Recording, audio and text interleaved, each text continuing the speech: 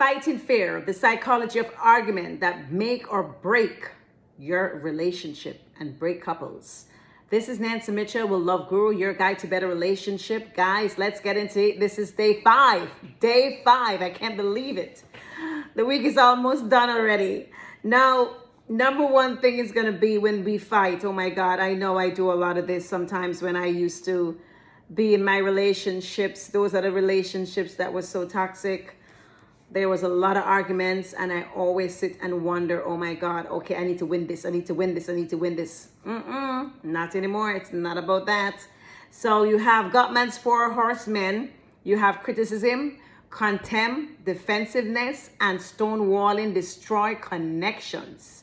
Okay? One of the ways to solve this is going to be the I statement. Instead of the blame game, you're going to say I. Use I a lot. That will help you to diffuse these arguments. You're going to say, I feel hurt when you do this. I feel hurt. I can't think of another one right now, okay? I feel hurt when you do this, okay? And you literally start thinking and not start arguing with the person to say, oh, you are the one person who did this. You're the one that made me do this. You are the one, you're blaming the person for them making this argument, them making the solution, but it takes 2 to argue. And at the end of the day, when you blame, it doesn't make any sense. You're not getting anywhere for blaming the person. You gotta tell them exactly what is happening. You have an argument, you're gonna say, hey, listen, I am not feeling well. I am not doing this. And the reason because of that is because you did this and you did that. Don't say that they are the one that caused everything. Don't ever say that. Okay, number 2 is going to be take breaks during heated fights to avoid contempt or stonewalling. So when you're in this heated, and I tell you, man, listen, I'm a hot-headed, I'm a hot-headed person.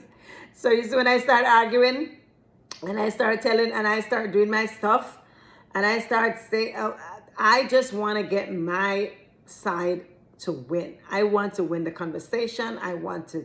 It's like I'm on a debate stand and I got to win. That is always how I do it. And to be honest with you, I have come a long way, and I still work on it to this day. We all think that at times when we're in an argument, we always have to win that argument. And who really wins? Who really wins when you win? You know, you have the other person feeling shitty, have the other person feeling okay, they lose. Was that the aim of the conversation? Was that the aim of your whole relationship in making that person feel shitty or, bad, or, for them to be making a mistake if they were wrong? I don't think that's what you really wanted. It's not what you really wanted. So you got to be careful. Okay, number 2 is going to be self-soothing and pausing. That's some gems right there. Sprinkle. How relating your nervous system leads to better outcome. I can tell you one way to use and help that and to solve that problem is going to be use calming tools. Use calming tools. You hear when I talk, and people don't come for me because I am not arguing with anybody. We have a tendency in Jamaica to speak like this, and if we're talking to our friends or our family, people say, "Should I argue with her?" They're having an argument, but sometimes we're not. 90% of the time we're not. This is how we speak. They always say that we come from river. We're born on river. That's why we speak that way. But seriously speaking, is that, use a common tool of deep breathing, ground exercising, or a walk. So when you into this heated conversation of an argument, trust me, take a breath. Take 10. Count to 10. Count to 20 if you have to. Just take your time and count. And if you need to get out of the situation or in that place, in that moment, then you step out. Go take a walk. Go take a drive out. Okay, maybe not drive. I don't recommend that. Because when you're mad and you drive, that's not the time for you to drive. I would say take a walk so you're safe. So take a walk and walk it off. Walk for 30 minutes or an hour, come back.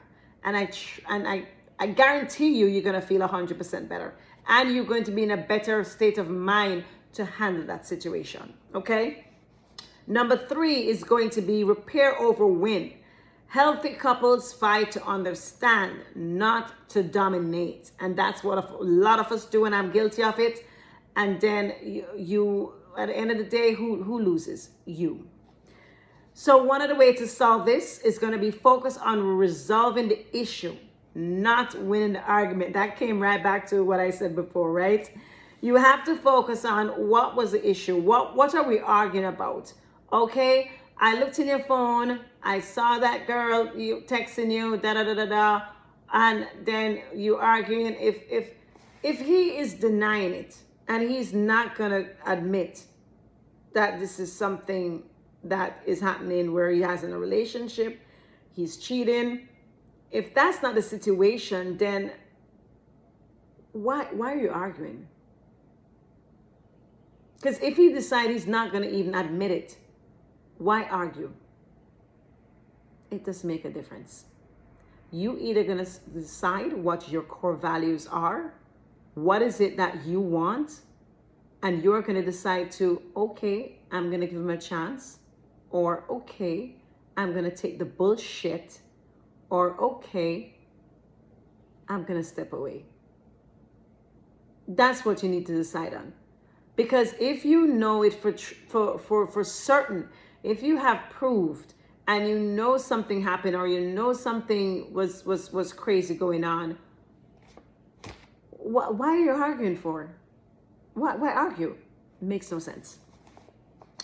Now, number 2, to solve that repair over win, it's going to be after fight, schedule repair rituals like a 5-minute debrief or hugs. So after you have this kind of fight with your boo and you went through all of this and you went through all of that, settle down, come to a debriefing, or you relax yourself and everything, and then you hug it out. It's always good to hug it out, because when you hug it out, you kind of, clear the air, so to speak. You kind of let things a little bit, mellow down, and you feel a whole lot better when you hug, knowing that you both care. Okay? And that again is going to be whatever your core values are. If it's something that you can work out, work it out. Simple. Okay? Arguing and making a big fuss out of something, it's not going to make sense.